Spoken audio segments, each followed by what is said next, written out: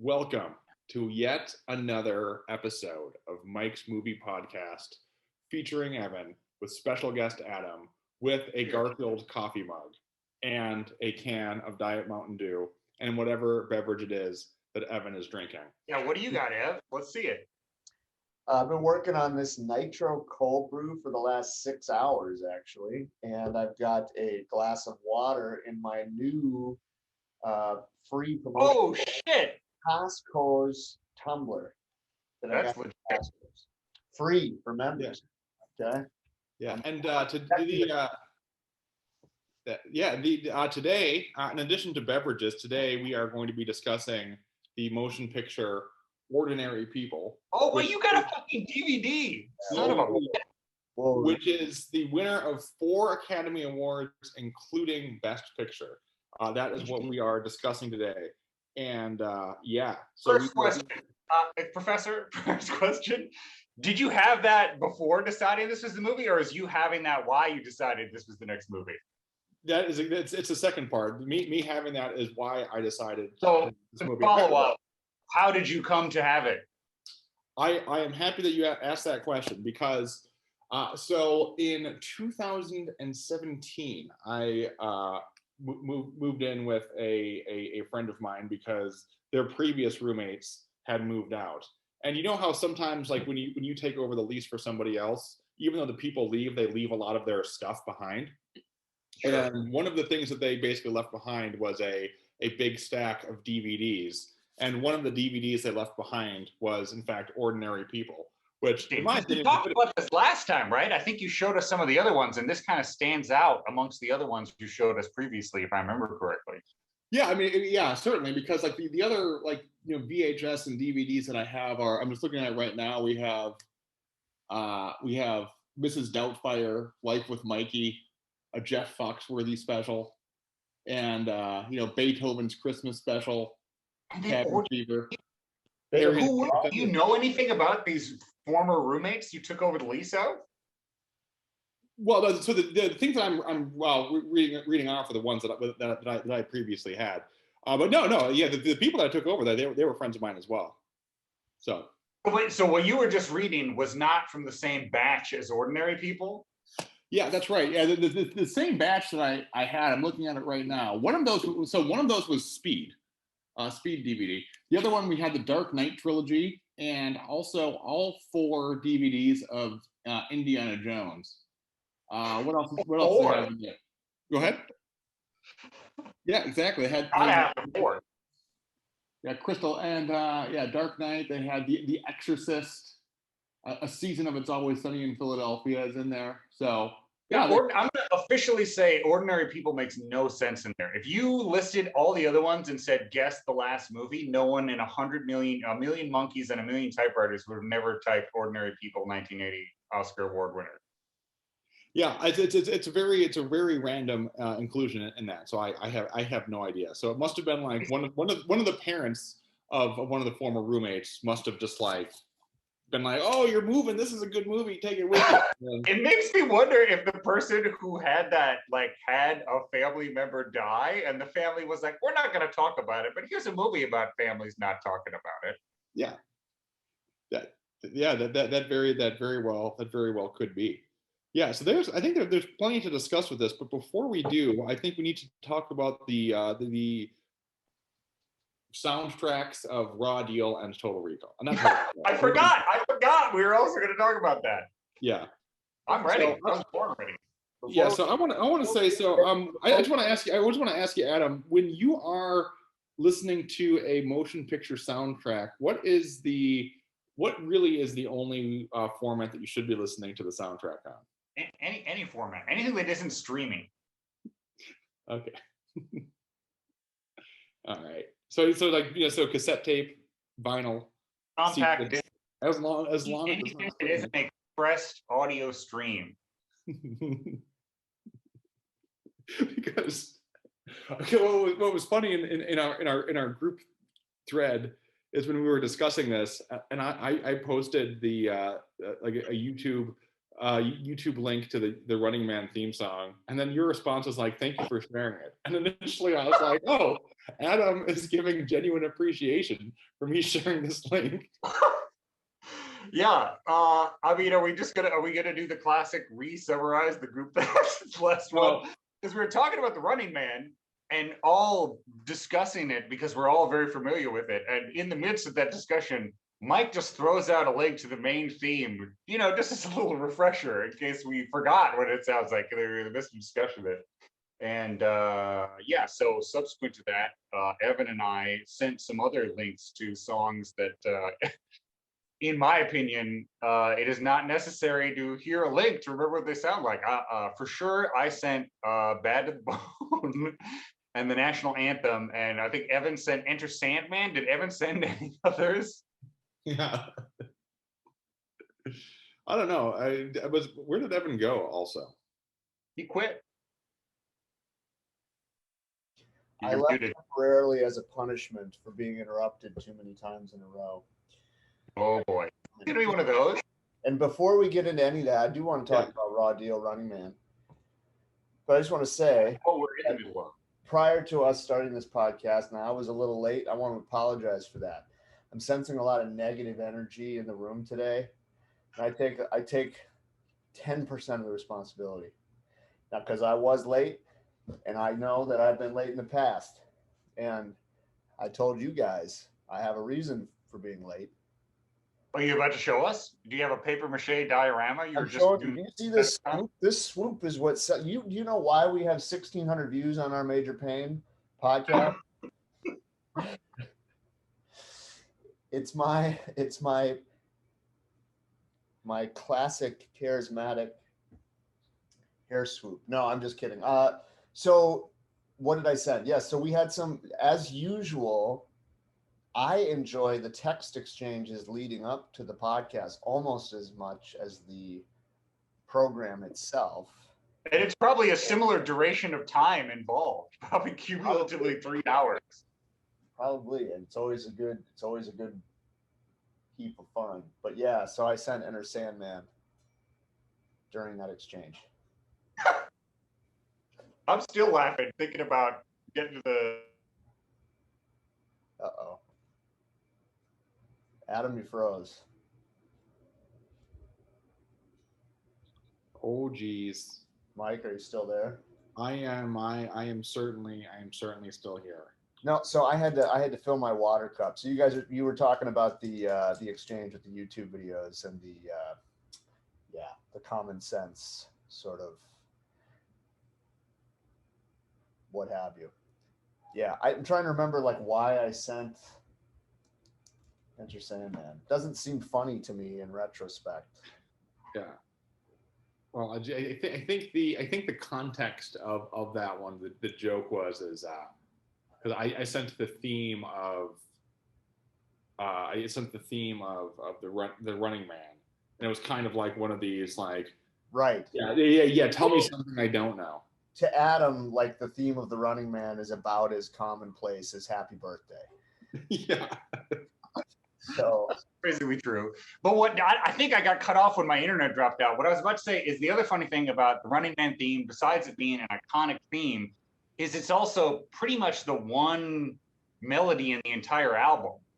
Like, if you've heard any song on the Running Man soundtrack, you know the Running Man theme. It's not like, oh, I'm talking about this song. It's like, well, no matter which song, except for Captain Freedom's Workout, it's all pretty much that same theme. Well, that's a fair point. So so Adam made the claim that the Raw Deal soundtrack was superior to the Running Man soundtrack. Or actually, your claim was stronger, that the Raw Deal was the strongest soundtrack of any Arnold movie. True. And I quipped back with Running Man would be my favorite. And it's also great. Yeah, I think that the key thing comes down to, are you looking for sort of a memorable, singular, strong melodic theme, or are you looking for something eclectic and kind of the Raw Deal thing is cool too. It's much more varied and rhythmic, and it's not really melodic, which is I think why you like it. Yeah, and there are definitely many soundtracks that do the Running Man thing where there is a melodic motif that goes through the whole soundtrack. And sometimes I never get sick of it. There are soundtracks where like every version, I'm ready for it again. By the end of the Running Man soundtrack, if I listen from the full album from start to finish, I'm a little sick of that theme by the end. The first few times I hear it, it's an anthem, I'm fist pumping, I'm pogoing, it's a great time. But unlike some others, but I don't always dislike that. It is possible to have a soundtrack where a melodic motif is on every single track, and I still love the whole thing from start to finish. Similar with Escape from New York, I think, a movie from the same kind of general. Actually, what was that, 82? Okay. So a few years before Running Man, but that is another like very memorable, iconic theme. Oh, Mike going off. Mike is just on Yeah. Today, guy. He has everything. Yeah, I know. Mike is the biggest media collector of any of us. Hey, Mike, can we get running time on that? Well, we certainly can. And it's 1 hour and 39 minutes. And whereas Ordinary People is 1 hour and 24 minutes. I will say that. Over 2 hours. I think this is the longest movie the three of us have done. Obviously, Richie K and Benny and those are longer, but for the three of us, I think this might be the longest running time we've done a movie. I had to take it in two bites. I couldn't sit through one. I'm not, and it's really I'm a bit ashamed, but like you'd be just alarmed at how difficult it is for me to sit down and watch a movie like that by myself. I'm not alarmed. I'm alarmed.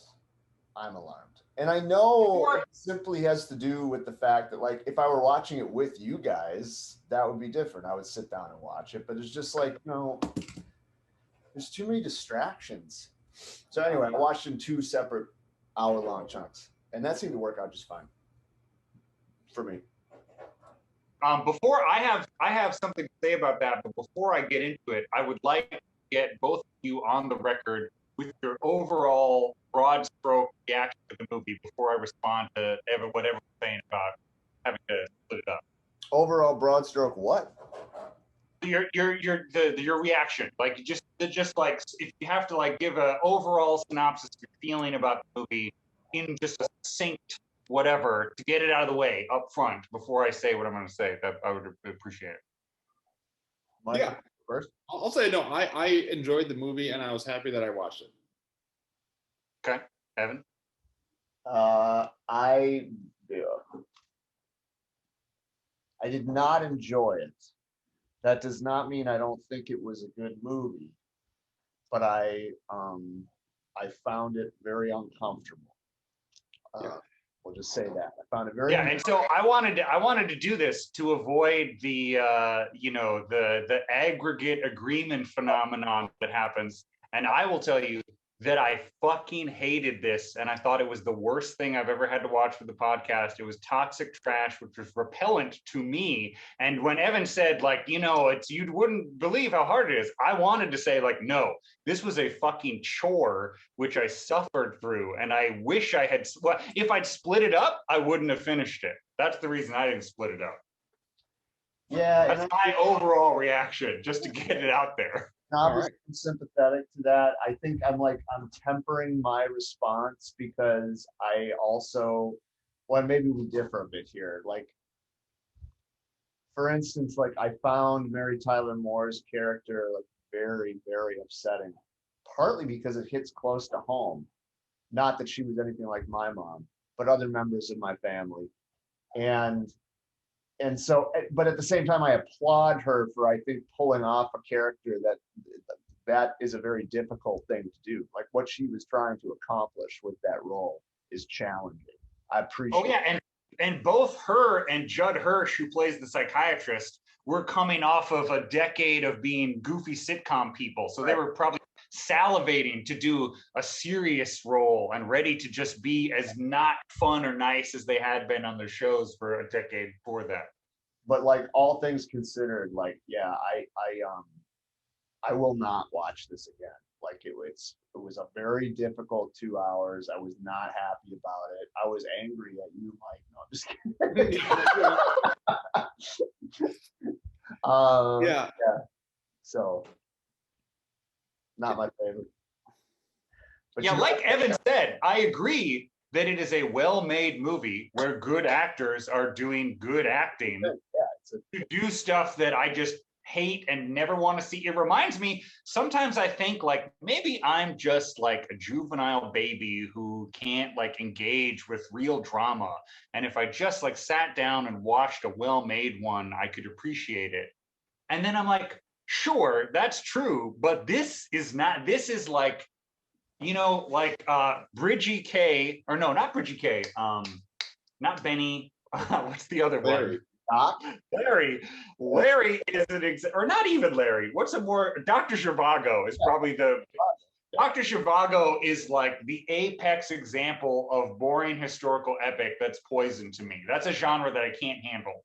And this is probably my new go-to example of this kind of just like family drama, which is also toxic to me. It's another genre, and you know, both are genres which are out of favor in the modern era. And as much as people complain about superhero movies, I'm like, I don't like those either, but I don't need historical drama, epic, or family drama. Those can both stay home. Well, I want to say, so something that I think that what I think what informs my opinion of Ordinary People is that, you know, I also naturally think of another Best Picture winner, which was American Beauty, and I contrasted Ordinary People to American Beauty, and I guess to contrast those two, what I liked much more about Ordinary People is that it is just kind of a straight drama. And I'm going to sound like a corny film critic here when I say this, but it's just about like a fairly ordinary and standard family situation. That's exactly what I hate about it. Yeah, but I guess that's what I liked about it, and that's, I think, where I responded to it is I found a lot of the stuff to actually be quite relatable. So I know that this is about, you know, an upper middle class Midwestern family. I mean, they're in Chicago. I'm kind of from that area, so I guess. Are you looking at cue cards when you look down? Are you looking at cue cards? I can't tell what you're looking at when you look down. No, I'm not. I'm just that's just I'm not looking at any cue cards. I have some notes here, but I'm not reading off of them. So no, yeah. So all right. So anyway, so we're talking about Ordinary People here, and what I was saying when you stopped was that I agree with Mike that the movie successfully achieves a very kind of realism about it, and it, unlike American Beauty, which is full of fantastical stylistic flourishes, this is going for a very like, in the same way in the movie, Donald Sutherland like has to force Mary Tyler Moore to like directly confront the stuff. The movie's being like, no, we're actually going to sit here and watch the whole difficult, awkward conversations. And it does a great job at that. Me personally, the one thing I look for in pretty much all entertainment media is not reality, because I live in reality and I'm not really super thrilled with reality. And I don't really enjoy things that successfully recreate reality, even if they do a good job, like this movie is doing. This movie is doing a really good job of doing that. But I'm just like, yeah, this is a realistic portrayal of like having a really difficult time coping with the death of an immediate family member, which we've all been through. And I don't really like, and it's not even like I'm trying to avoid that, because obviously that's not fun and it's not supposed to be fun. But for me, I'm just like, yeah, I remember this and it really sucked. And I don't really like want to revisit that, especially when it's not even a real thing for me. When it's a real thing for you, you're like, well, this is about me and my life and my family. And of course I want to deal with it. But it's like, wow, this is someone else. I'm going to like go through these difficult emotions on behalf of fictional characters. That's just not my idea of an experience I'm after, which is the core reason this movie was not for me. This is all bringing me back to the conversation that you and I had, Adam. We were probably 20 years old, and I said you were repressed. Uh-huh. And you didn't like it. And do you still think that now that we've known each other another decade or plus? I don't think repressed was the right word, but I think I was trying to get at what you just said, which is that general preference. Yeah, there's so much stuff in the world. Why would I waste my time reliving a facsimile of the reality I'm forced to suffer through every day when the other option is anything besides that? And historical epics. So let me ask you this. This is a question I would like to ask you both. So if that's true, yeah, I understand, I can somewhat relate. At the same time, there's like a part of me, even though I told you I had to break this up into two chunks, which is basically because I fell asleep actually the first time. There's a part of me that watches stuff like this and like just can't. It's incredibly unpleasant and I hate it, but like I also can't stop watching. And I wonder why, like what you guys would say about what made this movie so damn popular. Because people love this movie. Well, I I do want to say that before I get to that question, I'll say like I more often than not, Adam, I agree with what you're saying about like there's enough stuff that we're dealing with just through our regular lives. Like, why would we want to watch it on TV? So I more often than not, I agree with that. But I think my stance, and one of the reasons why I think I got a lot out of the movie is that it is helpful for me to have like a periodic reminder that, you know, some of these things are like they're so common that people are able to make them into into a movie, and that you know, millions of people can relate to. And I think that kind of helps frame my thinking, which kind of helps some of the dreariness and the challenging aspects of our otherwise meaningless lives, kind of just helps that become a little bit more palatable, to know that, you know, what we're, you know, dealing with is not really all that uncommon. Yeah, and I think again, I think that I that part of it, which yeah, you kind of see in the movie the like tropes of like grieving, which I would have to think harder and do more homework to figure out in the history of Hollywood movies, when, you know, other movies that are about this kind of thing, which obviously there's movies before this, but just like I kind of bristle at that kind of stuff becoming like cliches in movies. Like the idea that that would become just kind of like oh yeah, that's like this, you know, like it's like a, for me that's like the simplification that also makes me upset. And I understand like where you're saying, where if you connect with it, then it's making us all feel like part of the human community or whatever. But I am fundamentally a contrarian who always wants things to not be relatable or mainstream. And so the idea of making a really intense emotional grieving state kind of like a, you know, mainstream cliche that we can all agree upon is kind of too easy for me. I don't like that. And that's the thing, another thing I didn't like about it. Yeah, I know, Evan. I know that you want to say something. I just want, if you don't mind me just jumping in real quick to respond to Adam. Is I think one thing too that I think is your reaction to the movie, Adam, and mine, and just to contrast our personality types, is that you're somebody who's very like unapologetically honest about things, and like you're like outwards honest, and I feel like you have like your steam, whatever steam you have, is just being let out very consistently in a very healthy way. Whereas my personality type is more like just like kind of just really repress things and like keep them down until eventually I just like kind of explode.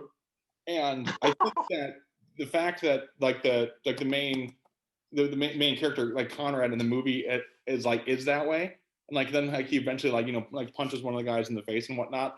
I just feel like watching the movie through that lens just like just resonated with me in a very particular way. So like when I talk about the whole thing of like, you know, helping me like my frame my thinking about just like the regular life experiences, I think that this movie like just some of the characters I think just resonated with me a little bit differently. Would be a thought. So Does that make sense? Yeah, I mean, yeah, everybody's family is different, and that makes total sense to me. And yeah, it's not. There's some movies where I hate it, and I'm like, why does anyone like this? And I watch this, and I'm like, I hate it, but it's a really well-made movie that does a very specific thing very well. I'm not confused about other people liking this movie at all.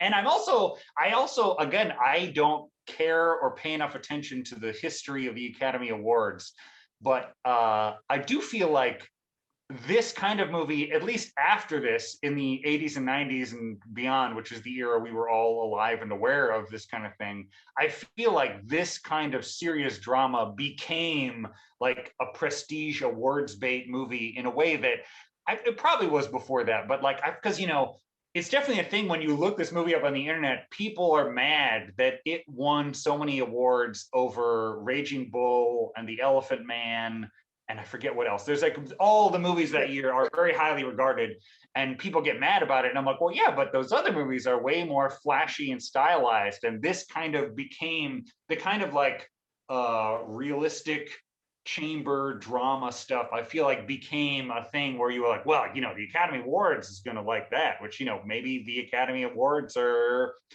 people from the suburbs who had family members that died, where they're like, yeah, I don't know any elephant men and I don't know any boxers, but I do have a family with a nice house and somebody died and we're really sad about it. So I'm giving this movie the Academy of the Award. Yeah.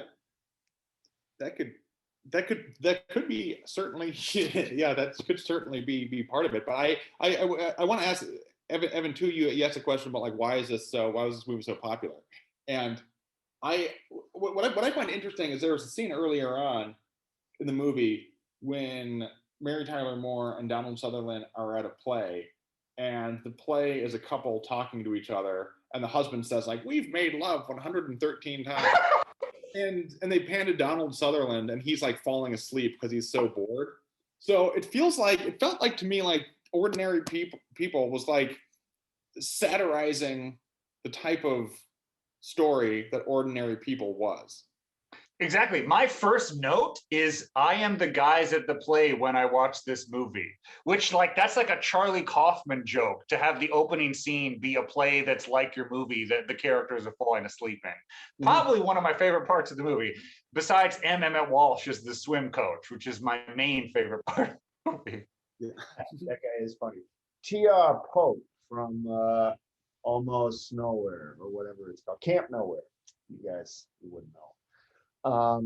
I just want to say, so I think, you know, Mike and I have been doing pretty good on not over agreeing with each other over the last few podcasts. So I'm not going to feel bad about saying what I'm about to say, which is that like, I 100% agree with Mike's assessment. And I think that's anyway, I thought that was very astute.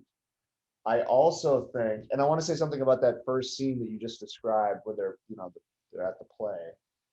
That's actually not important, but it's funny how you guys like have both given very different experiences of the movie, and I think they're like this is like 100% representative of your personalities.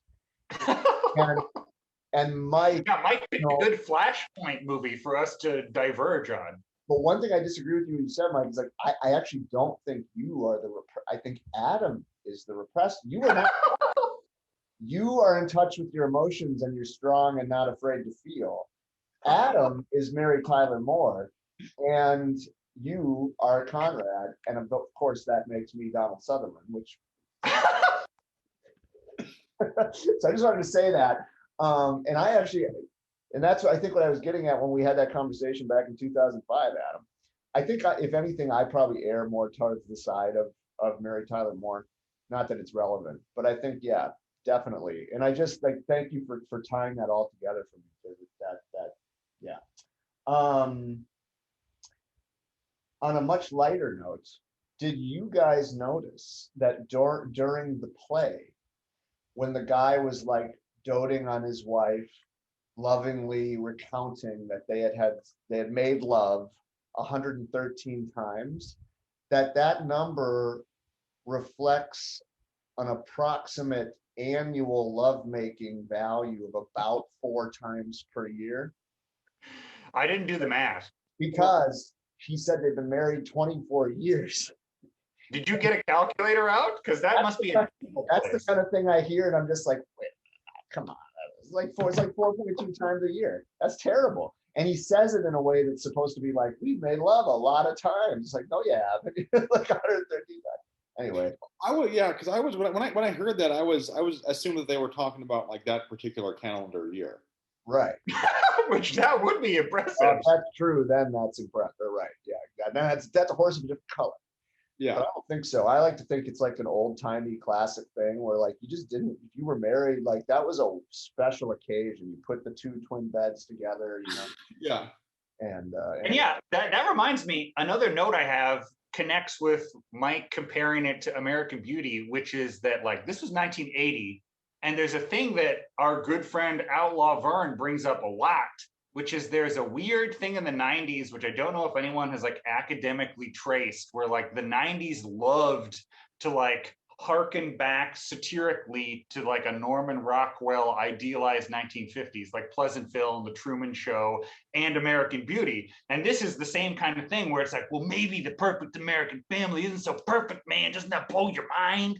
And this movie was doing it in 1980. And then like for the entire decade of the 1990s, people were fixated on like being like, you know, maybe that Leave It to Beaver suburban bullshit isn't really the American dream, man. And I remember in the 90s, I was completely oblivious to, you know, Leave It to Beaver and the Norman Rockwell shit.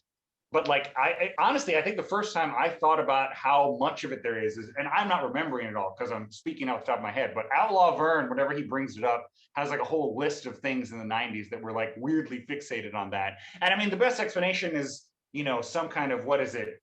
Whatever the like shift of decades that things are fixated on. But I think the 90s should have been fixated on the 70s, not the 50s. But anyway, this movie definitely reminded me of that.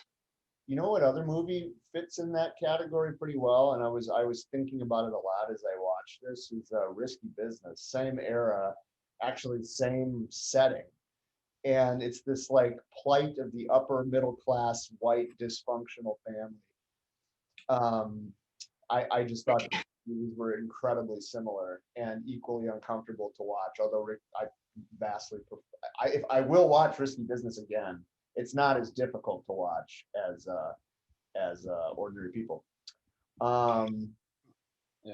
Go ahead, Mike. I was going to say I'm reading the description on the back of the DVD box, and I'll have to rewatch the trailer to the movie, because the thing is I feel like Ordinary People, just like, it's so matter of fact that I don't feel like it was trying to be subversive of like, oh no, for sure, it's for sure not.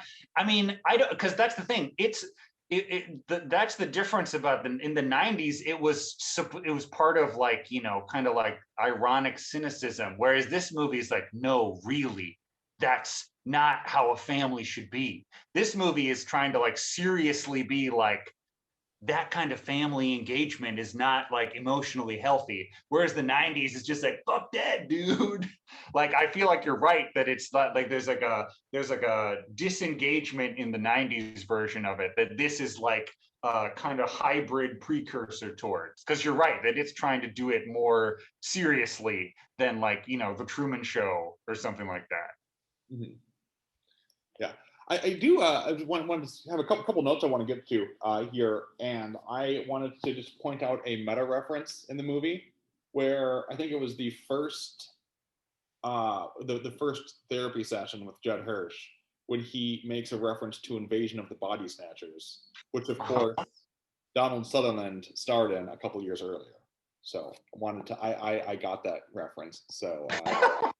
It would have been really funny if Timothy Hutton was like, yeah, I know, dude, my dad was involved in that whole situation. Yeah, right. Because, and I guess, you know, I know we reference superhero movies a lot. They're I think one of the best jokes, and the one that I relate to the most of the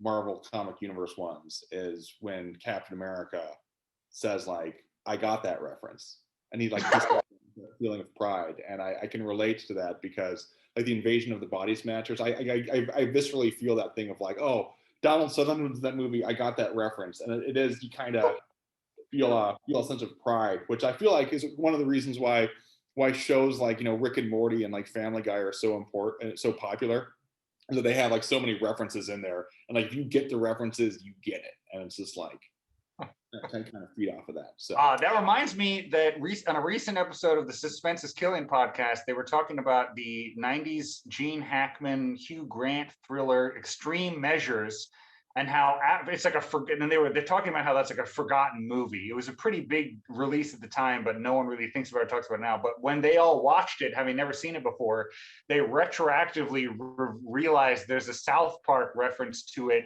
in the stem cell episode with Christopher Reeves, because like it's a plot point in the movie Extreme Measures that Gene Hackman is like doing this like illegal medical testing, and they reference it in South Park, and they were like, yeah, that went way over my head at the time. And now, like 20 years later, when I finally watched, because at the time that movie had just come out, and like South Park guys were like, oh yeah, there's a big Gene Hackman, Hugh Grant movie, everyone's going to know about this, and they made a reference to it, and then no one cared about the movie, and they're like, yeah, well, 20 years later, now I get that South Park joke. Yeah, well, that episode, I never got that reference, because I always just made the Gene Hackman Superman.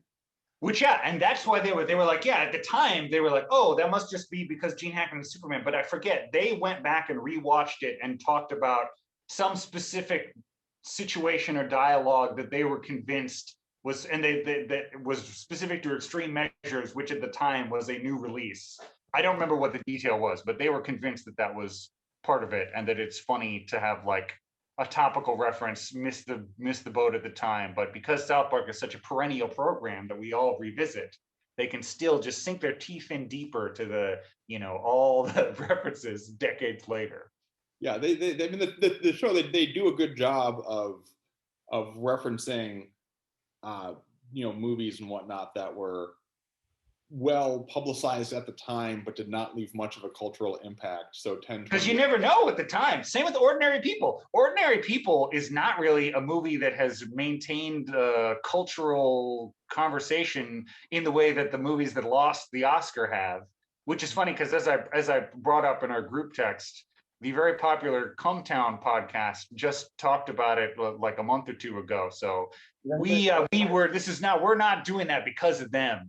But that's like, prior to Mike suggesting this, I was like, oh yeah, that's a movie I know exists, but I for sure haven't thought about or seen anyone bring up in any context in a long time. I neither knew that it existed. Well, I didn't know it existed. But like talking about, it was a huge deal at the time. Right. I read some of the reviews on Amazon Prime, and some really passionate fans of the movie talked about it, which is funny because it seems like a difficult movie to be passionate about, but maybe not. I also wonder if there wasn't something about the period that made people more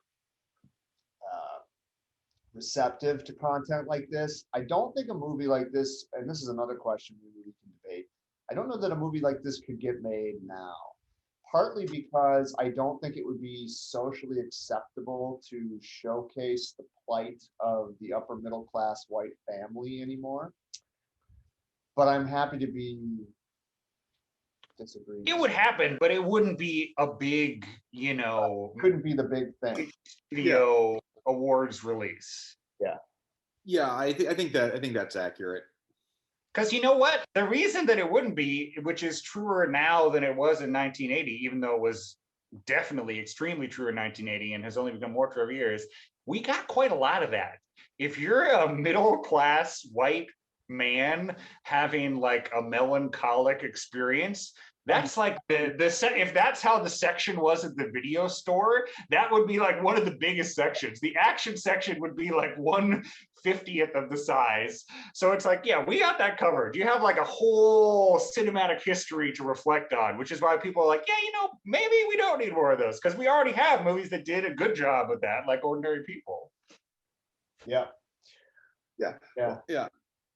I'll say that here's a thought on Ordinary People that kind of on that subject too, Evan, is I feel like that entire genre that you have that you were describing, Adam, is I feel like that could just be condensed down into Ordinary People. And like, if there's that, if for that particular genre, you have that itch that you want to scratch, just watch this movie, and like it's the definitive work on that particular subject. Yeah, we don't, it's funny because I think about it with genres of music all the time because I like a lot of different kinds of genres of music, but some of them I obsessively collect infinitely, even though to anyone that isn't super zoomed in, it all sounds the same. But some that I really like, I'm like, yeah, I got like 5 albums and I love them, but I am not compelled to obsessively have more almost identical works. And it's the same with movie genres, where some movies I'm like, yeah, that's a great movie, but like, that's fine. I don't need more. And some I'm like, yes, I will watch all of them, no matter how bullshit and shitty they are, because I just like this so much that even the stupidest version of it still satisfies me in a way where, yeah, so maybe this is maybe some people need an infinite amount of middle class white man melancholy movies, and they're like, oh, I've watched them all, I need more, I've gone back to the European ones, I need more. There's no cell phones in this one, I can't relate. Oh yeah, that's a note I had. The scenes, one of the things that really took me back to a young age was when he's calling the girl and he has to talk to her parents on the landline to get her on the phone at all. And how I was thinking about how impossible an experience that is to relay to someone that never had to call another family landline to be like, oh, hi, can I talk to your daughter, please? And the dad's like, who is this? And you're like, I'm just a guy, I'm going to talk to your kid. And how people now don't even want to talk on the phone to friends. They want to just text. And the idea that you would have to call a shared landline, I think that's a level of anxiety that is difficult to articulate to people that didn't live through it. Yep. I remember doing that though. I remember for sure. That was a part of the movie that did hit me. Because the whole movie, he's having like a Curb Your Enthusiasm level of cringe time, only no one's laughing about it. And then when it got to the phone stuff, that really took me back. Like that would be some of the hardest footage of my life for me to revisit is middle school phone calls to people where you have to talk to their parents, and especially if you had to make small talk because they were like, oh shoot, she's out, will you go get her? Yeah, okay, well we'll just talk here on the phone for a minute. Like that gives me a panic attack. Like I can't fathom, I don't ever want to deal with it again. That's if there was ever a movie that was just like a series of vignettes of landline children making family landline phone calls, that would be like at a Todd Solondz level of challenging for me to endure. Yeah, there were some. I think Todd Solondz took a few notes from this movie. Well, yeah, I think Todd Solondz and Curb Your Enthusiasm are both touch points in the extreme awkwardness, but both Todd Solondz and Curb Your Enthusiasm make it funny. And I was like, how there's the thing where they take old Garfield comics and they take out Garfield stuff because Garfield's cat can't talk, and then you're like, wow, this is really weird and depressing for John. That there would be a way to do Todd Solondz things and Curb Your Enthusiasm things, but have it be like Ordinary People, where it's actually not funny at all. And you're like, oh my God, this is so sad for these people. But somehow Todd Solondz and Larry David have fun with it. And Ordinary People's like, no, man, it's fucking sad. And you have to confront it. Yeah.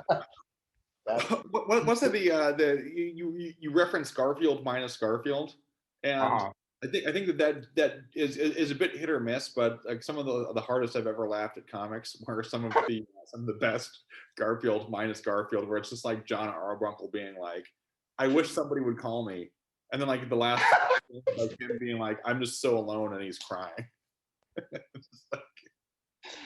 He's so depressed. I went through the Garfield TV specials a few weeks ago on Prime because they cycled through the free stuff bin for Prime members, and lots of good nuggets in there, although very depressing too. Depressing in the same sort of sense that Mike Simpson's season 1, yeah, like more of a the animation's not as good in the earlier years. And, the voice acting is not quite as dialed in. It's not as sharp. We rewatched Christmas one on Christmas, but I haven't rewatched the other ones in the modern era. Some good I Thanksgiving. had a great time watching the Christmas one. I hadn't thought about it in a long time, but there was a lot of primal memories from like, decades ago that I was able to reconjure watching the Garfield Christmas special. Yeah, it's been kind of a wild last few weeks of viewing activity for me. I haven't really watched many like, sort of standard movies other than Ordinary People, but I've been foraying into more cartoons. Like I said, Appleseed. Yeah, Garfield and anime. Just that one anime. Well, we finished up Cowboy Bebop, and then I watched Appleseed, and it's all very enjoyable, very enthralling for me. And so it's not surprising though. Like if there's something that's all the rage that everybody likes, chances are I'm gonna like it. Like I'll also share this with you, this little guilty pleasure tidbit. For some reason, so I listen to music while I'm cooking. It's like a little routine for me. Put on some records. Sometimes I'll put on my headphones. Yeah, fire up the George Foreman. Butter up the George Foreman, slap some Frankfurters on that bad boy, and go to town. But for some reason, I just had this little itch to listen to the band Disturbed. Nothing needs to be said. I mean, So did you just pull the CD off the shelf? No, I don't own any Disturbed. I don't. That's the kind of project that my more value laden self absolutely detests. However, there's something about the deliberate manufacture of what that particular type of music is a soulful rock vocal over a very sanitized, pseudo-industrial, hyper-rhythmic, metal rhythm section. And that's just what I needed to hear. And, just to get the little grooves. It was almost just like sometimes you want to listen to samba. You throw on some Disturbed. Genre? Or is there a band called Samba? Samba, like the genre, like some really specific type of rhythm, and in this case, you like how like a Casio keyboard they have the different genre rhythms. It's like samba, bossa nova, Disturbed. Yes. Yeah. Wait, so it's like that chugga chugga 7-string guitar. Yeah, those bastards, those people who make the music like Disturbed, it's like they just know, like, oh, this is gonna like lots of stupid white people are. I mean, that's what they like. They're making what they like, and they know there's other people like them. It's the same as Ordinary People, where they're like, you know what? This may be challenging, but this is an experience that I have in my life, and I'm sure other people can relate to it. Here it is. But some of that stuff's just so groovy. It's like, fuck it. Really into groovy music. Oh yeah, like Santana? No, Disturbed. It is groovy. Listen to it. Groovy is a good word to describe it. Anyway, okay. Sorry. No, speaking of music, did Disturbed? Did they do the cover of The Sound of Silence? Yeah, that's like the most popular song. Wait, and is Disturbed like are they like a super group or like a side project from like someone else, or is like Disturbed like a standalone band? Anything about them? I don't know their names. I know, obviously they've got a very technically skilled and trained vocalist. No, it's just true. He's incredible range. And it's a shame to waste the talent on the worst music. Hey, a lot of people like it. What's wrong with populism? Are you opposed to populism? No, like I just said, that's the thing. The reason I brought this up is because we were talking about anime. It's like, yeah, if everybody else likes it, I'm sure I will like it. I'm sick of trying to make myself seem like I have these really niche, unique hobbies. I pretty much just like the most palatable stuff. Yeah, that reminds me of two things I want to talk about, both related to music. One is, according to Wikipedia, that piece of classical music that is repeatedly used as a motif throughout Ordinary People was repopularized by this movie. Per Wikipedia, in the 1970s and before, that was not as recognizable a piece of classical music. Because like I heard it, I'm like, I don't know what the fuck this is, but I know I've heard it a lot. It's like a pop. How many weddings have you been to, Adam? In person, like 2. That's pretty remarkable. Impressive. So, and that also, but anyway, your relative. that was funny to me. All right, what do you think? That's like that song is just below the national anthem in terms of like general familiarity. Like, but really, that's even funnier if Wikipedia is right and it was popularized by ordinary people, and now people play it at a wedding, and that was what repopularized it in the modern era. Can't be because of ordinary people. I did not follow the Wikipedia credits, but that was a funny thing I wanted to bring up. But the more important thing I wanted to bring up, more relevant to what everyone was just saying about liking things most palatable, is the weird McDonald's jingle that the guys sing at the restaurant, which I didn't know. And I definitely looked up and watched the 1979 McDonald's commercials with that jingle, which I recommend and enjoy. I'm glad you brought that up because I just want to quickly say the McDonald's bit prior to the whole like awkward scene, you know, where she laughs and he gets upset, which is funny. The McDonald's scene was like the one little like blip of like lightheartedness for me, where I was like, you know, when they got to that scene, I was like, oh, maybe it's not so like, maybe this won't be so heavy. They're at McDonald's, you know, like there's a McDonald's in this movie. Anyway. It did take me in that scene. It took me a little while to register that they were at McDonald's because of how many people were coming in. Yeah, I think back then McDonald's was like a little bit more of a classy joint. You know, it wasn't just like, you know, every man's garbage like it is now. Like it was an actual like, hey, let's go to the diner. Oh, how about we go to the McDonald's diner? You know, like I don't know. I think maybe the like seats were nicer, but I bet the food was pretty much the same. Sure. Well, the food, yeah. Oh man, did I hit the McDonald's drop hard the other night? Wait, what did you say? 20-piece McNuggets. I got a McDonald's. That's nothing. That's normal. Yeah. That wasn't the only thing I ate. What were you saying about what were you saying too about the heaviness of the movie is halfway through, I thought that I was that crossed my mind and I started looking at is.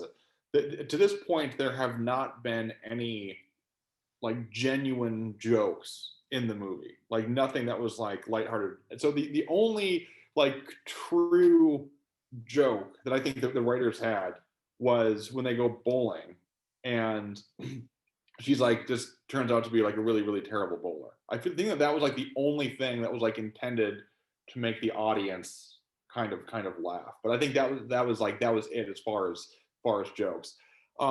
Yeah. I think they would know people would laugh when Judd Hirsch asked him about jacking off, which I'm sure we all thought of Evan in that scene. Yeah, well, of course, that's my scene. He doesn't ask him. Conrad volunteers it. He asks like, "What's?" No, I think he says. No, I'm pretty sure Judd Hirsch is like, "Are you been jacking off a lot?" Nope. Well, that may be later. Yeah, that's later. But initially, they have a conversation where he asks Conrad what he's thinking about, and Conrad's just like staring in his face. He goes, "That I jerked off a lot," and the immediate response from Judd Hirsch is just like, "Yeah, what else?" Like that was funny. I also want to say to your point about the jokes, Mike. There are a number of instances in the movie where the characters are attempting to make jokes, and I just have to say, I didn't understand any of the jokes that the characters were making. Like I did not get the jokes. I don't know. What are you talking about? I don't remember. Well, I actually have one of these written down. Evan, Thank God. Okay, say it. Okay, so the joke is when they're in Houston and they're golfing and they're golfing and they're like after the round they're like getting drinks or whatnot, and one of the not Donald Sutherland but one of the other guys says, here's my impression of a pessimistic golfer. And then he goes to the top of his backswing and he says, "Oh, damn." Yeah. What is that? Because he already thinks he's going to fuck it up, but he hasn't even taken the shot. Yeah, you know, that is That is, I'm gonna tell you again. We're gonna pull out all of it here today. Yeah, I thought of you guys when they were making those kind of jokes. That is something that you. My brain didn't even categorize those as jokes while watching it until you read it. I was like, oh yeah, I guess that is technically a joke. My brain I guess that like, oh, this is like this. These characters are attempting to make a joke in a social setting, and then I'm like, okay, what's the joke? There was another one. I wish I would have written them down. Glad you wrote that one. When they were at the party. Oh yeah. Let me remember, because the guy, it's like fuck, and you don't even hear the start of it. You just hear the end, and then when Mary Tyler Moore walks up, they're like, "He just said the best joke," and you only hear the end of it. But it's like fuck, I can't remember. I know what you're talking about, but I can't remember it either. But I don't think you hear the whole joke. You kind of get the gist of it, but you only hear the end of it. But I can't remember it either. But that was all just like that was like the icing on the cake. That is the gigantic foghorn that is this movie. It was just like a constant, just like. I mean, I definitely think the bad non-jokes is part of the being like, why do we have to maintain this mundane facade? Why can't we talk about our real feelings? Why do we make these pathetic attempts at humor when we really need to engage with each other? I think that's a deliberate part of the movie's plan. Could it also be that like in 1980, like jokes just weren't as funny back then too? I don't know. Mel Brooks been around. There were people making jokes. I mean, Richard Pryor was around. Yes, yeah. It was Richard Pryor. Yeah, let's systematically prove whether jokes existed before 1980 for the remainder of the podcast. Richard Pryor and George Carlin. Nobody had nothing was funny. Well, Evan, on the whole foghorn part, I think another scene that I actually did find funny, and like now that I think about this was probably an intentional joke. Where Donald Sutherland is going for a jog along Lake Michigan, and like his jogging partner is like, and then I decided that 8 2/4 is a really great deal, so I decided to buy 500 more shares to help diversify my portfolio. I thought that scene was actually quite good and humorous, and having spent several years working at U.S. Bank and in finance, that very well captures. Like just the conversations of these finance people who like think that they're so smart because they can throw out so much jargon. So I thought that was quite good. And so again, I found that scene to be relatable. But you are right though, Evan. I think the whole the foghorn, like this suffocating banality, that goes to the movie, which I guess is. Well, good. There's not a whole lot of sunshine in it, every scene. Well, I will say that, like, ultimately, I do think because this is 1980, and as you guys don't know because you hate the 70s and don't watch anything in the 70s, most movies in the 70s were ultimately more depressing than this. This movie spends most of its runtime being depressing, but ultimately, I think we're supposed to be left with a positive outlook, at least for Donald Sutherland and Timothy Hutton, who have like found a way to like reconnect amidst all the other troubles. Who knows what's going to happen to Mary Tyler Moore and the girl that he likes and stuff. But in the end, I think you're supposed to have hope for the future. And I think that was a pivotal thing in 1980 compared to most 70s movies having like bleak endings. So you're saying that represents a turning point away from the... I'm speculating. I have not done the research to be authoritative in that assertion, but I'm speculating. Because the thing that's different is many 70s movies are kind of fun and freewheeling until the end when they slam into being depressing. And this movie is bleak and depressing for the entire runtime and then kind of gives you a little light at the end. You're supposed to have light at the end of the tunnel at the end. And that is another thing that upset me about it is there's definitely a late 70s, early 80s thing, which I know is a thing people are aware of and film critics discuss, which is there's Kramer versus Kramer, the Pacino movie Author, which are all serious, realistic dramas about like the difficulties of like living a family life. Because Kramer versus Kramer is a divorce movie. Author is like Al Pacino trying to get with this woman who has these kids. But in all these movies, like even though it's supposed to be like, well, this is what it's really like, and it's really complicated and complex, and we have to address these issues. But really, if you take it on like a meta level, it's always the woman is bad. Mary Tyler Moore is bad at this. Meryl Streep is bad in Kramer vs. Kramer, and I forget the lady in all. But in Author, the lady eventually just ditches her kids with Al Pacino, and he's on the docks like, "What are you doing? These are your kids." And you're like, yeah, I mean, family life is complicated, but you're kind of demonizing the woman in all of these, like, and they're all critically regarded movies where it's like, hey, you know, maybe it's not as complicated as we're supposed to think it is, the way people are presenting these stories. When I was a kid, uh, there was a point at which my younger brother Nick and I just started referring to things as depressing a lot. And it, you know, it was movies, and it was like, you know, Depresso Sunday was a big thing. You know, Sunday is a foghorn. You know, that's depressing. And you know, this movie would have been something that would have triggered that. And it's making me remember one of the first movies we saw that I think might have been part of the origin for us of that whole like concept of depressing was Terms of Endearment, which I think yeah, totally, absolutely. Category is what you're talking about. Why did you guys as children watch Terms of Endearment? It came on HBO or something. We watched it, and we had a reaction to it that is exactly like, Adam, the one you and I have had to this movie, where it was just like, fuck, you know, you know, obviously, yeah, great movie. Well, I don't think we thought it was great at the time. We were like, you know, 7 years old. We were just like, fuck, you know, this movie sucks. This is depressing. But of course, you know, Terms of Endearment, like Ordinary People, is an acclaimed film, and but yeah, really not fun to watch. You know, it's kind of like going to it's like going to the post office and waiting in line for like an hour with your mom. There's no end in sight. The line's moving slow. You're supposed to get Burger King afterwards, but you know. We don't have time for Burger King anymore, so we're gonna have to have the line was too long. We'll just eat at home. We're gonna eat at home. We have leftover Waldorf salad and flank steak, which no kids like that. The terms of endearment part of it though, because that has Jack Nicholson in it. But that's making me, what that does make me think of is watching movies when I was, 7, 8, 9 years old, that age.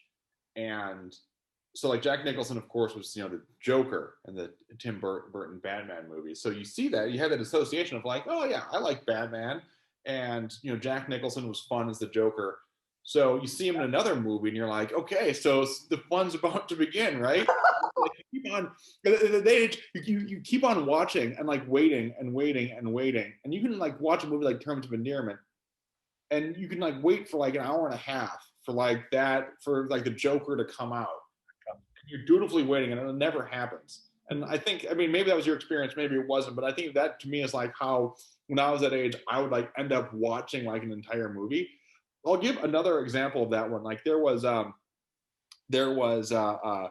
Toys with LL Cool J and Robin Williams, and then there was The Toy with Richard.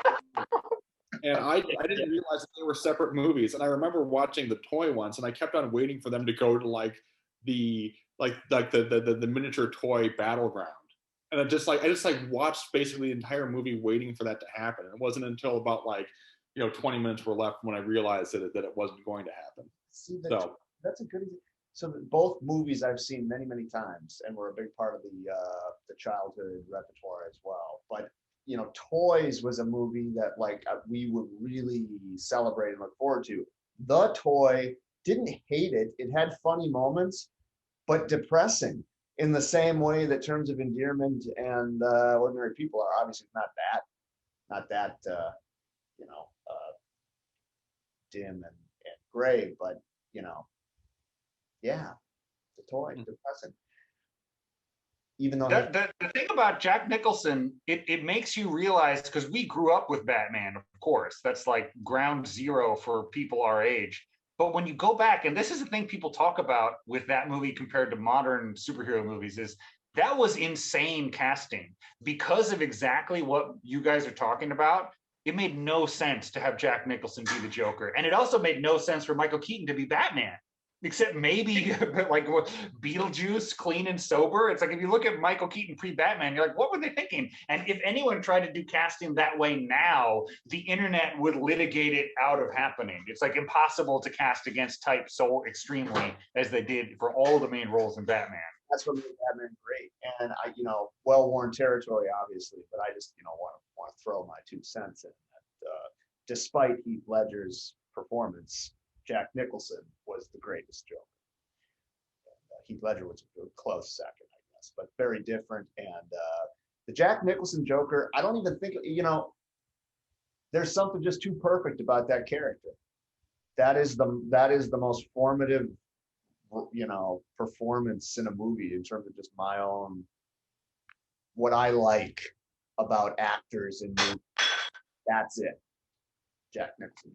Yeah, ever since then, we've all been trying to be the Joker, which is why everyone's so mad about the new Joker movie, because we're all like, wait, I'm the Joker. I'm the first guy who saw the Batman movie, and I'm going to be Joker. Who's this other guy pretending to be Joker?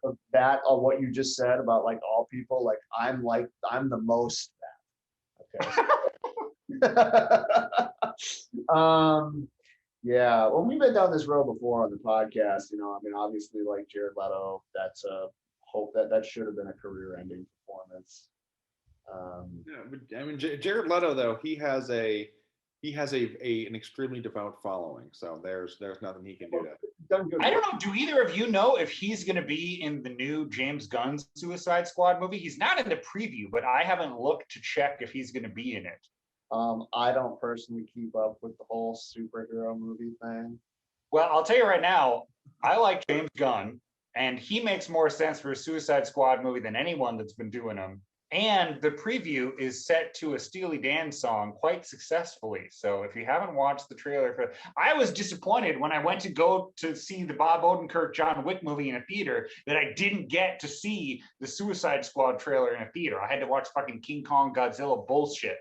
Yeah, can we? I actually have two things. One thing I want to say real quick is that Evan, the way that you talked about the whole I'm not into superhero movies. That just triggered the memory of the Mr. Show sketch with like Bob Odenkirk as kind of like the brain dead guy and David Cross being like, I don't use abbreviations. I say abbreviations. TV is a name for friends, and TV is no friend. Television is no friend of mine. Yeah, exactly.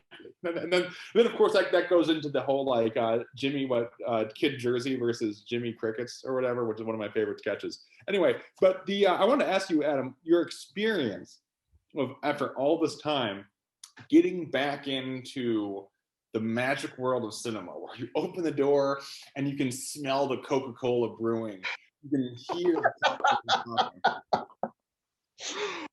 I mean, yeah, it was great. The theater that I went to, because not many theaters here are open at this point. Most of them are choosing to stay closed. Is one of the shittiest theaters in the greater Burlington metropolitan area, which I've probably only been to once or twice in my entire life before this. But yeah, I mean, it was great. Had a great time. Was great to be back, and looking forward to going back again. Well, I want to ask you a question though. Like when you talk about it being a shitty theater, I'm just interested in hearing the criteria that you have. And the reason where I'm going with this is that so when we saw Anomalisa, we saw that at the I think it was the Landmark 45th in Wallingford. But unfortunately, that theater is now closed. I view that as like a shitty theater in the sense that the chairs are kind of rickety and like the men's bathroom is kind of tucked away in a weird level and it has a trough and it kind of has like the sticky floor. But I also am kind of like, that's the way a movie theater ought to be. So when I say shitty, do you think of it in that way, or are you thinking of it through like a different lens of the projection quality is substandard? They're usually related, and that's why the what did you say? Was that the 45th, the Guild? Is that what you said? That's right. Yeah, that's right. Their theaters at least maintain better exhibition standards, but the seats being shitty, the bathroom being too small, those are exactly the same as this one. But the thing is, I give a pass to theaters of a certain age that are like that, like the Guild. I don't know when the Guild was built, but you can tell that's like a theater that's been around for a while. This theater, I would guess, is probably built in the late 80s or early 90s. It's new and already really shitty.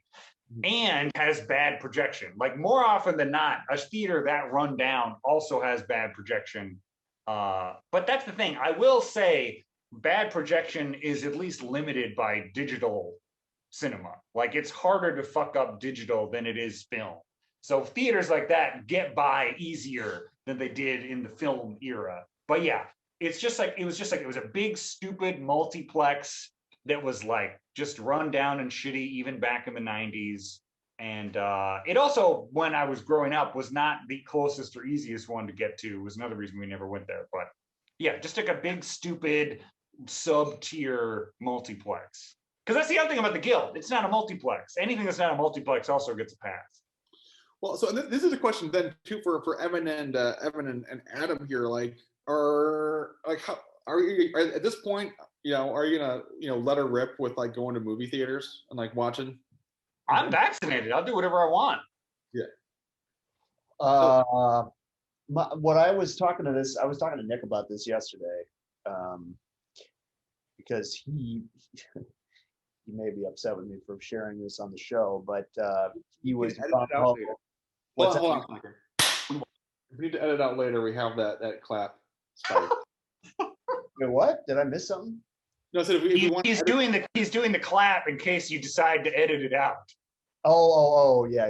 Like we've never done before for any other edits in any other episode. I'm not editing any of the stuff. No, I'm gonna say whatever I want about Nick. And anyway, he was all, he had his heart set on going to this special, what was it, prom night version of Insane Clown Posse reunion. It's a fucking concert in Detroit, Michigan. And it's like, and I told him on the phone, like, well, I'm going to be coming up north in a couple of weeks. I'm going to be traveling up. And he's like, yeah, see, I don't see why you can travel when you're vaccinated, but I can't go to the ICP show. And I said, Nick, the going to a concert, a mass gathering, especially of this particular type of fan in that city, is probably literally the least advisable thing you can do from a pandemic. And is he vaccinated? I haven't asked him. But Adam, you keep forgetting. It's not just about you getting it. It's about you spreading it. And I know, but it's a separate question. The question remains. He will be fully vaccinated by the time the show happens. But I still said you shouldn't go. Well, you're the boss, Dad. You also told us we shouldn't go to Mexico, which you were wrong about that too. No, I wasn't wrong about that. Yes, you were. How was I wrong? Who died because of that? Who got sick because of that? Oh, nobody. It was fine. Again, don't put words in my mouth. The concern was never that you would get sick, is that you wouldn't be able to travel home. That would also have been fine. I would have more money in my bank account if I lived in Mexico. You're better at debating than this. You're better at debating than this. Saying that, so if I contend that you did something that posed a risk, and you did it anyway, and in fact the thing that was at risk didn't happen, that doesn't mean the risk wasn't there. You know what I'm saying? Like, give me a fucking break. I was right. No, and I do just want to, I guess, mention one thing real quick. It's that, like, Wayne County, where Detroit is, and like just that.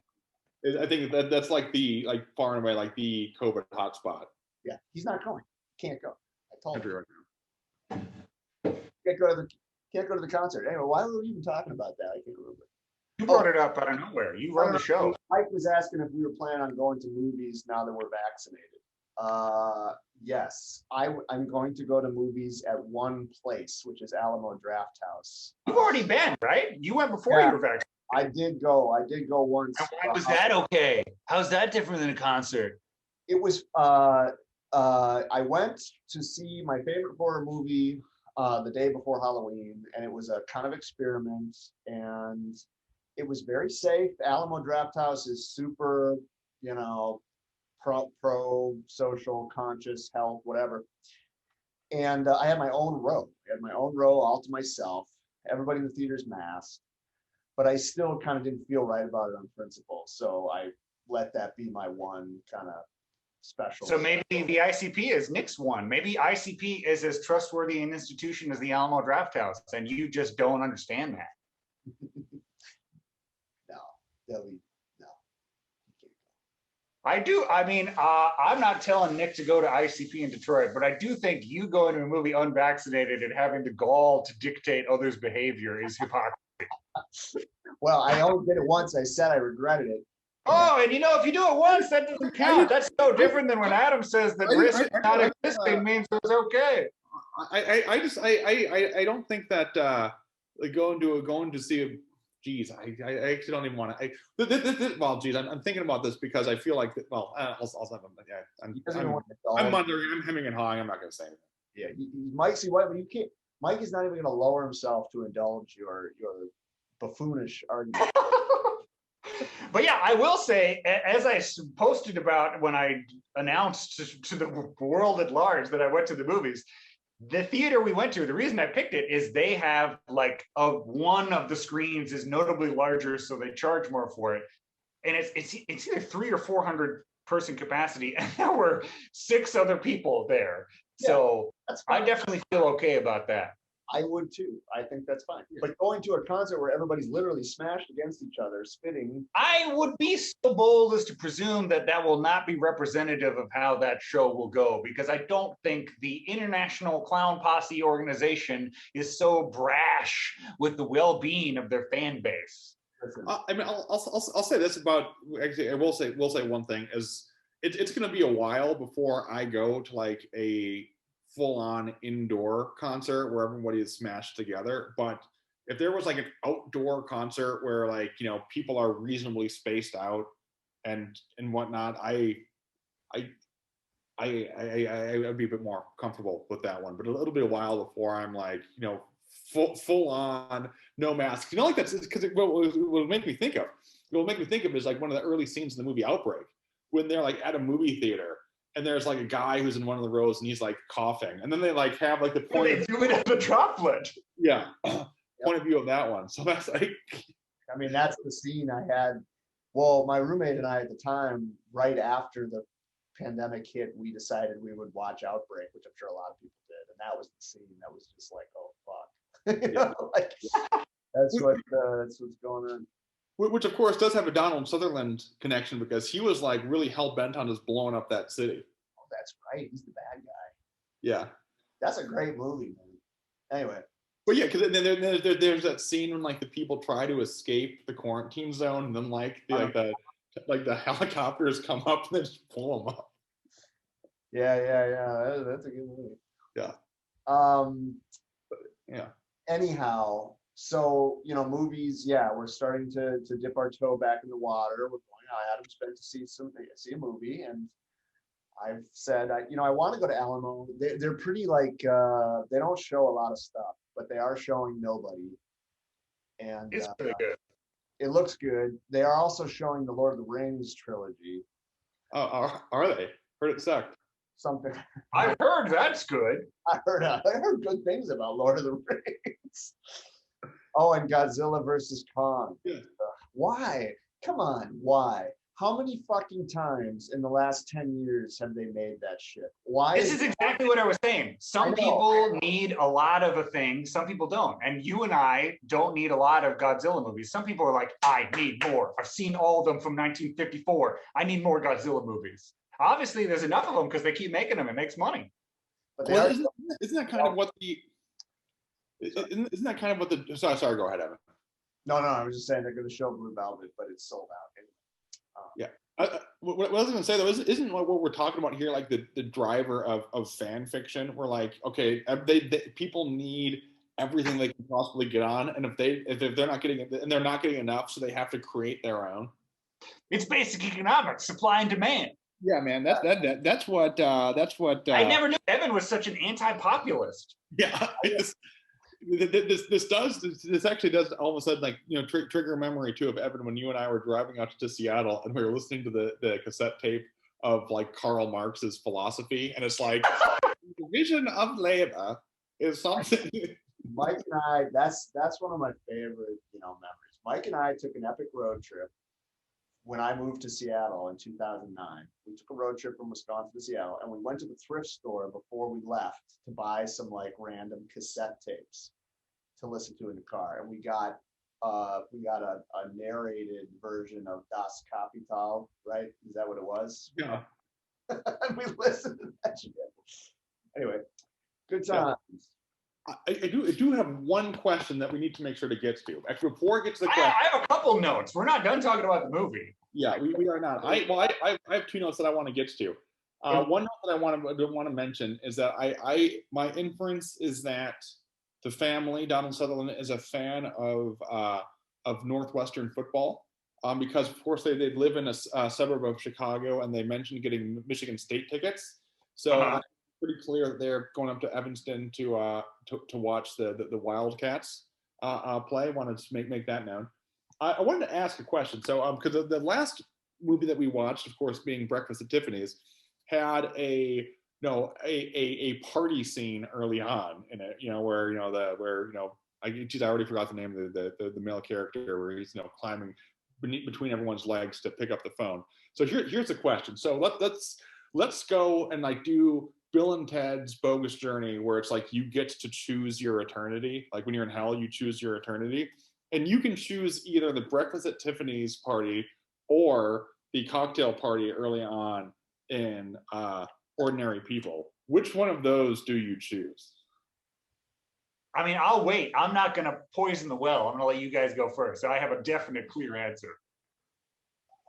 It's hard for me to think because I have to pee so bad. Boy, there's reasons to pick either. So okay, I guess I'll just quickly say so the Ordinary People party is nice because there's it's probably the food. There's food, and it would be better food, and it's there's a wealthier. Well, it's a bigger house, and I would like to explore the house. I think I would take that one because even though I would love to be at the party, there were more babes at the Breakfast at Tiffany's party. But so more of that at the Breakfast at Tiffany's party. However, it's all in one room. You can't go anywhere. You're just stuck with and those people probably had bad breath. You know what I'm saying? And I mean, I will say there was a bathroom, and that's where people went to have sex, and that's basically why I was going to say the Breakfast at Tiffany's party. There's no appeal possible at the Ordinary People party, but there are babes and a private room to have sex in at the Breakfast at Tiffany's party. Yeah, right. That's a good point. I just think that it would be too fucked up for me, and I would be more comfortable with the Chicago suburb stockbroker party. Yeah, I could have guessed that. That's an Evan aspirational party. Oh yes, my stocks. Let me tell you a joke from a joke book. Oh, did you hear that joke from the hamburger joke book? It's the best joke I've ever heard. Well, I play guitar at weddings in my spare time. Let's pause this podcast for a moment because I also need to use the restroom.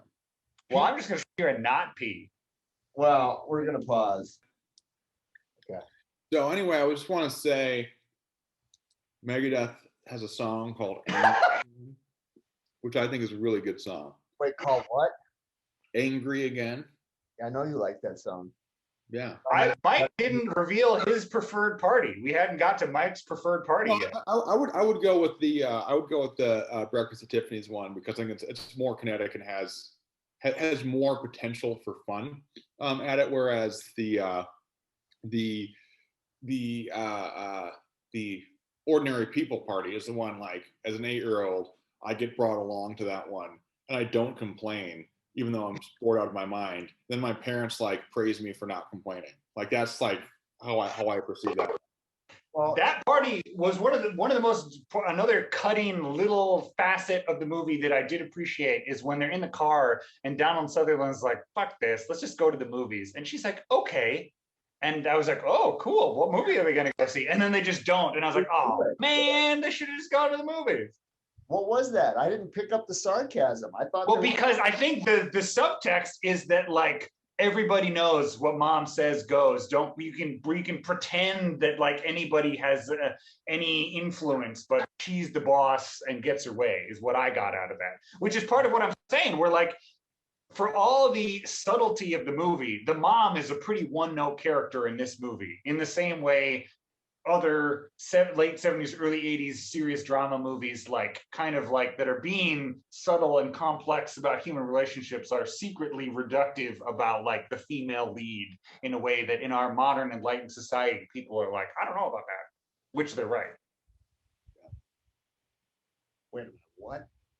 You just gave I'm saying that overall the movie has a lot of subtlety and it's dealing with complexities of family relationships, but really the mom is pretty much, besides one little monologue, a straight up villain in this movie. I don't think that? No, I don't think she's a villain.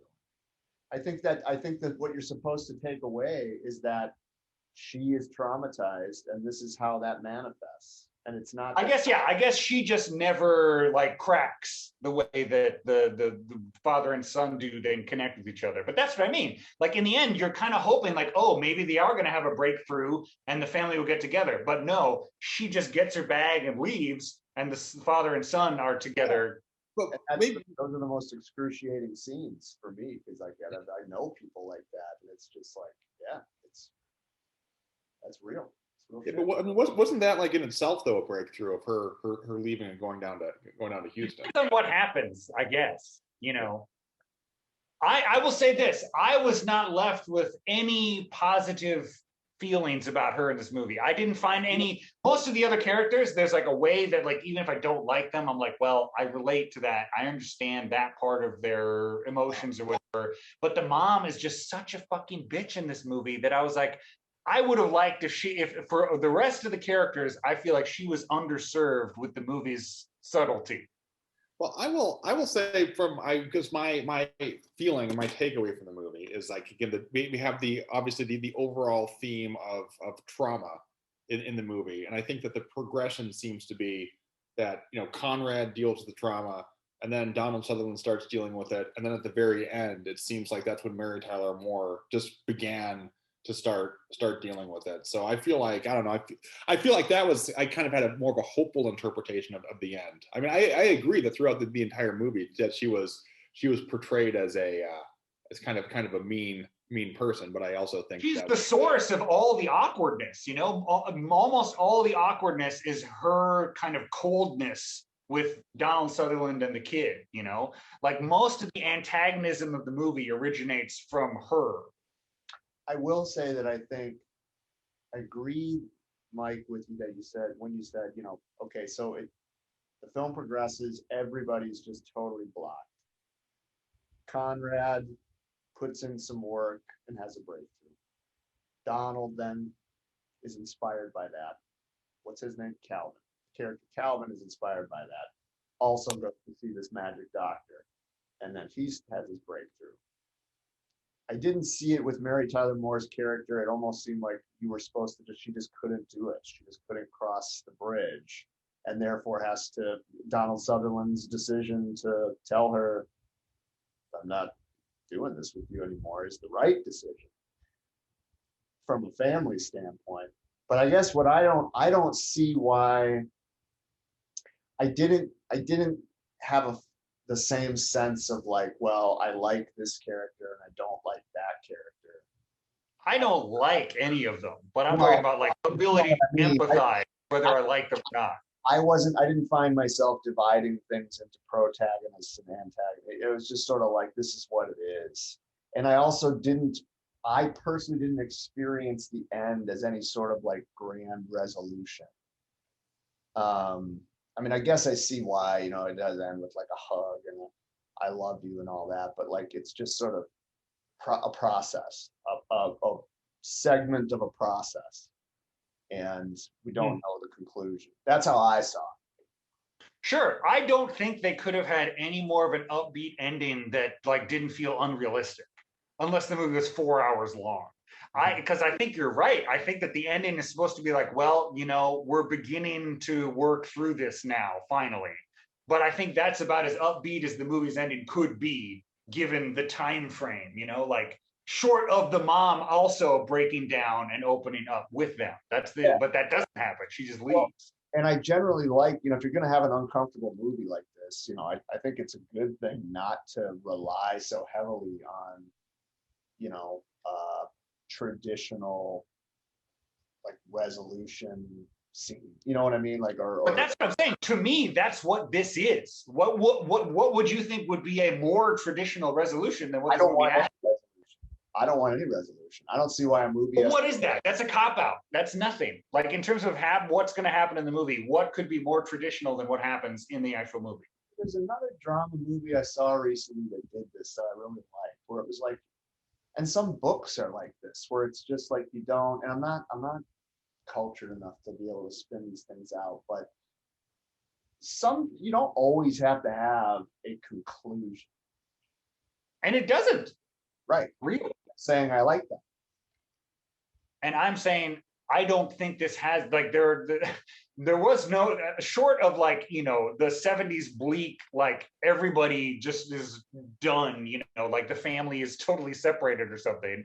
Like I can't imagine, like if you just think about the different things that could happen, to me this is the safest, most traditional resolution, which was a thing I didn't like about it. I feel like it's a movie that's going out of its way to be confrontational about things not going well, and then at the end, it's kind of like, but it's okay. Love Yeah. you.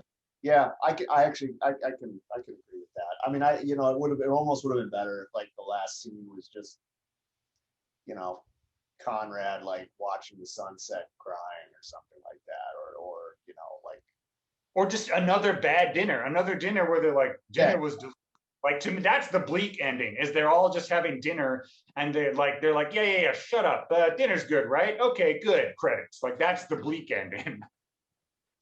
The dinner's good, Ma. Another thing where I'm curious to hear your thoughts on it is when he quits the swim team, which is a pivotal thing for me. And as a non-sports person, I'm like, oh, Jesus Christ, that must be such a relief to not have to deal with sports. Because especially when he's like, oh, I practice every day. I was like, oh my God, it stresses me out just hearing it. And in the movie, everyone's like, oh my God, you quit the swim team? And I'm like, but the guy fucking quit the swim team. I don't know. Mike and I didn't play sports either. Mike did. You were golf. Well, yeah. I mean, I think at the time, probably still true today, but it seems like from what I can gather, that would have been a pretty big decision at the time. You know, because you have your kids. You know, you play your sports. You know, you're a swimmer, and quit the swim team. Like you don't quit. Quitting is not. Yes. Yeah, I feel like that's because I think in the movie, because the movie is not subtle about any of its metaphors. The worst one, which most upset me, is when Mary Tyler, right after their big fight with the family photo, and then it cuts to Mary Tyler Moore breaks a plate and is like, "I think it can be fixed," and I was like. But also because, like, I think another very not subtle metaphor the movie does is when he quits the swim team, because he's talking about it with Judd Hirsch, and he's kind of like, yeah, this isn't really something that's helpful for me. It's not, but I don't need to do this. I would do better things with my time than just doing swim practice every day. But then his family all treats it as like, he's quitting the swim team, he's quitting life. And the idea is like anyone that would quit sports is giving up on life. And that is a thing where the movie is obviously not engaging in that. That's a thing that the movie is trying to like, get into, which is like, that's not really how it is.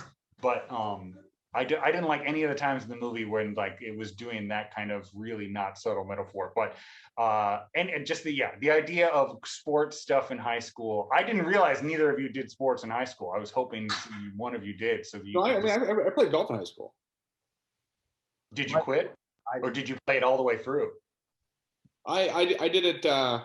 So I did freshman year, junior year, and then senior year. There was JV, and then there was varsity. And for senior year, you had to. There was no JV if you were a senior. You had to qualify for the varsity team. And by that point, I did not want to play senior year. So I guess this could be interpreted as sour grapes. But I also did not qualify for the varsity team senior year either. So it was one of those things where I tried out for the team and I did not make the team. And I was relieved that I did not make the team, because here's the thing with golf is that of all the sports that you could possibly play in high school, I mean, golf is far and away the easiest. Like we didn't have any practice. We would just literally all that we would do is like for practice is like we would go to local golf course and play 9 holes and go home. Like it was about as light of a commitment as you could possibly have. But even that was like pretty stressful because you already have school and then you have your practice. So you are waking up at 6:30, or in my case, 7 o'clock to get to school by 7:08 maybe.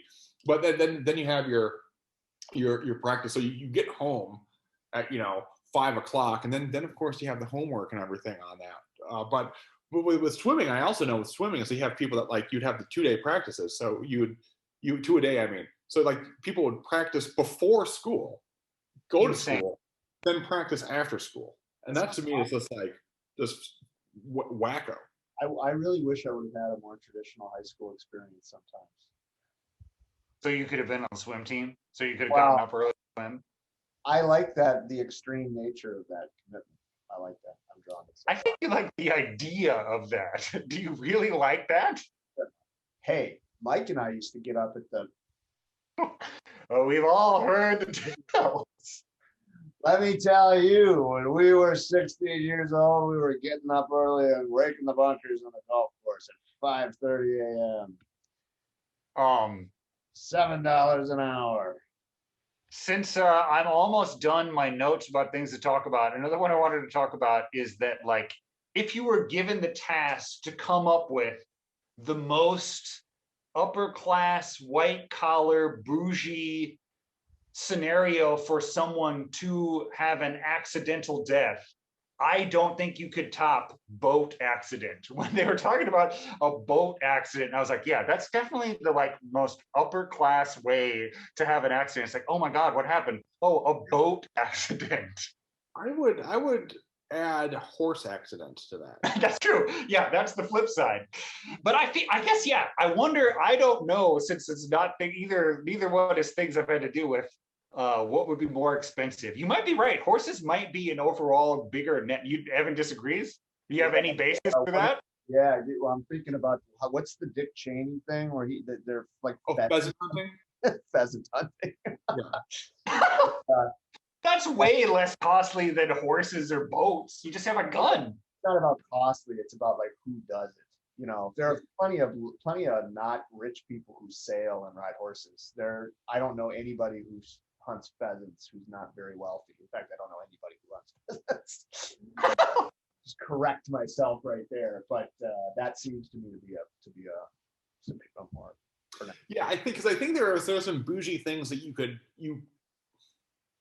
do, and then just maybe incidentally, get hurt as part of it. So, for example, if you were to go to an antique car show and then you trip and fall, but that's not like, that's kind of adjacent to the activity and not like related to the activity itself. Anybody can go to the car show. That's right. Yeah. Geez, I mean, I have known some people that have like that have hurt themselves golfing. I guess that would be it. But then again, golfing though, I mean, people of golfing is, I mean, even though it tends to be more upper class, it's not exclusive to it in the same way that like horses and boating tends to be. But so interesting that you mentioned horses, Mike, because in North Carolina, horse stuff is like super popular. So much horse stuff, and it's not. Lots of non-rich people do horse stuff. Yeah, I mean, not all non-rich people do boat stuff too, but I think also, in order to do it with the frequency with which there is a probability of accidental death, is like you probably own a boat or a horse if you like die in a horse accident or a boat accident. It's a hoity-toity thing in this movie for sure. And then my last note is the quote at the end when Timothy Hutton is talking with Donald Sutherland. And I forget what Donald Sutherland says something angry and then apologizes. And then Timothy Hutton is like, no, that's good, and he's encouraging him to express his emotions. But what he says, which I thought was a funny quote, is, haul my ass a little, get after me. Which I get what he means, but that's a really funny way to say it. Come on, Dad, haul my ass, get after me. It wasn't funny back then. That's the thing. It's 40 years old, man. 40 years. Yeah, I noticed that too, though. I'm gonna haul your ass. Don't make me haul your ass. Don't make me get after me. Yeah. Don't make me get up in that. Well, I think at this point, I think that we have reached the cheeseburger rating. Yeah, I'm through my notes. I've hit all the things I'm trying to talk about. Yeah, so I think we've had a discussion, and now again, it's time to quantify everything. It's time to quantify our discussion in the form of cheeseburgers, and I will give this movie 3.5 cheeseburgers. Because I enjoyed it, and again, it's probably not a movie I'm going to watch again. And if I'm, talking to friends or family, and they're like, Mike, do you have any movie recommendations? I'm not going to be like, oh, Ordinary People, drop everything you're doing and watch this. I own it, so you can borrow it. Yeah. No, but I enjoyed it, and I will also say too, related to this, is something that I try to work on more on my day-to-day life is to not just be like cramming stimulus into my mind in the form of like Twitter and YouTube videos and just like as much notifications as possible. So what I did actually appreciate about the movie and just like movies of this era is how slow paced some of the scenes can be, where I think there's like a scene when Mary Tyler Moore, when she ends up going up into Buck's room, and then Timothy Hutton walks in and she's like, what are you doing in here? But like that whole scene, it's like you see the car drive and park, and then you watch her in one shot, get out of the car, walk around the car, walk up the driveway, walk into the house. Like there was that entire scene, which I think like, movies these days, it's like, boom, she's just like immediately in the room. But that like kind of spaced out.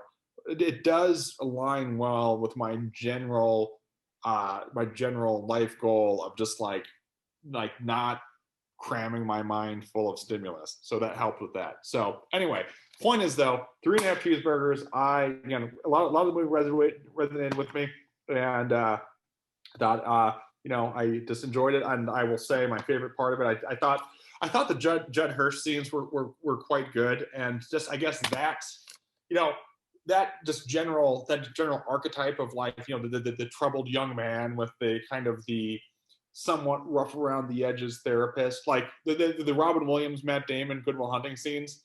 Yeah, listen, I'm not afraid to admit, love those scenes. Think they're great.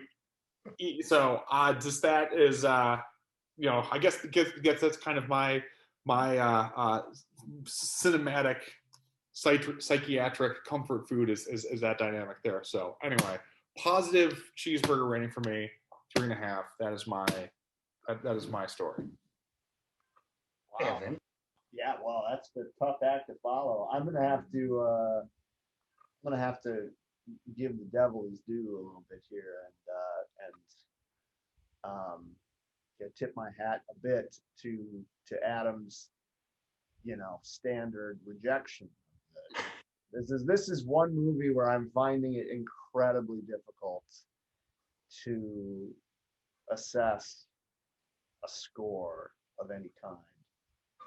And it depends. I mean, like if I'm using the criteria of, because sometimes you want a movie to be challenging and to deviate from, like Mike was saying, to deviate from the general stimuli that you're accustomed to. And in that sense, I could see giving it a 4. However, in terms of just like, if I look at the question, did I enjoy this? I have to give it a 1 because I did not enjoy it. And I don't know how much of that lack of enjoyment has to do with my own personal shit or how much is just like, this is not my thing. Yes, so I'm giving it 2. That's the best That's a good mathematical, reasoned approach. Very academic of you. I'm going to use my rating time to tell Mike that if you like slow-paced cinema, boy oh boy, are you going to love European art house cinema, and you're going to have to get a criteria. You're going to have to watch Satan Tango. You're going to have to watch Jean Dielman. You're going to have to watch Tarkovsky. You're going to have to watch this. There's a whole world of like if you think that's slow, like you can choose your gear. You can go all the way down to like neutral if you want to like enjoy slow-paced drama. That's and that's another thing. If as far as like serious drama goes, I'll take what's the guy's name? I'm blanking on names, but I would say in general, European people in the 60s and 70s were better at making movies about these kind of topics that are engaging to me than America was in the 70s and 80s. But yeah, because I also would agree with Mike that I appreciate that kind of movie, even though you definitely have to be in the right mood for it. And yeah, if you really do like that, I will be happy to write you a longer email than you care to read. Of I can go by speeds. We'll establish that ordinary people is like, because what's a high gear in a car? Fifth gear? That's a high gear, right? Like fifth gear is like, an action movie. Fifth gear is like, Terminator 2 or something. And then ordinary people can be, we'll say ordinary people is like fourth gear. You can go down 3, 2 to 1 to literally neutral, which I would say is Satan Tango and John Dielman are what I'm going to call neutral in terms of like the slowest pacing, where there is still functionally a drama narrative playing out. Well, if it's slow paced and it gets your seal of approval, Adam, send it my way, because I would be interested to watch it. Because I have to imagine that I'm confident that if it gets your seal of approval, even if it's slow paced, that there is something interesting about it that will keep me engaged. I want to say one final thing just to wrap this up is in pandemic time, I did one of my cinematic viewing accomplishments is that I had previously seen Terminator 2 Judgment Day, and Terminator 3 Rise of the Machines. However, pre-pandemic, I had not seen Salvation, Genesis, and Dark Fate. And I recently watched Dark Fate, and I want to say I thought that movie was very bad. And really, really bad. And I think it's debatable whether or not that, I mean, just as there's a debate of like, the Terminator 2, which one of those is better? You can kind of have that discussion. It's like you can kind of have a similar discussion on the opposite end of the spectrum of like, well, which is better, Terminator Genesis or Dark Fate? Because you're really scraping the bottom of the barrel there. I have watched Genesis on an airplane or something, but I also never did Dark Fate because I've literally never heard anyone I know or had a film critic I trust give me any reason to watch it, which is continuing now. Yeah, it does give me more, even though I only view the Terminator and Terminator 2 as canon as far as those films are concerned, but it does give me more appreciation for Rise of the Machines as like an enjoyable action movie that's like worth watching. So anyway, that's all that I have. That concludes. So we conclude as always. We conclude our discussion of a non-Terminator movie with a discussion of. So that is the end. And turn the camera off, Evan. We'll see you next time for we're gonna do Godzilla versus King Kong, baby.